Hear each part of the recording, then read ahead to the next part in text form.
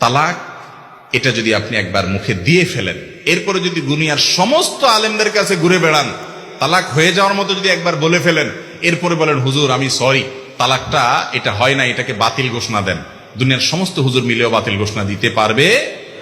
আমার জীবনে কত তালাকের মাসআলা দিতে গিয়ে যে চোখের পানি এসেছে সেটা বলার মতো না। অনেক দেখেছি যুবক, কি সুন্দর যুবক, জুমার পরে দাঁড়িয়ে আছে হুজুর মাসআলার জন্য, অনেক কষ্টে আসছে সাক্ষাৎ করতে। বিস্তারিত শোনার পরে বললাম, ভাই তালাক তো যেই পরিমাণ দিছেন সারা জীবনে, তাতে সম্পর্ক বহুত আগেই শেষ, আর ঘর করতে পারবেন না। তখন চোখ দিয়ে পানি ছেড়ে দেয় যুবক, ছল ছল করে, হুজুর কোনো উপায় নাই? না ভাই কোনো উপায় নেই। হুজুর আমি তো লজ্জিত, তওবা করছি। ভাই তওবা করে লাভ নেই, আপনি একটা ছুরি নিয়ে আমার বুকে মেরে দিলেন, আমার প্রাণ বের হয়ে গেল। এরপরে আপনি যদি জিহ্বা কামড় দিয়ে বলেন ও সরি আমার তো ভুল হয়ে গেছে, আমি কি জীবিত হব?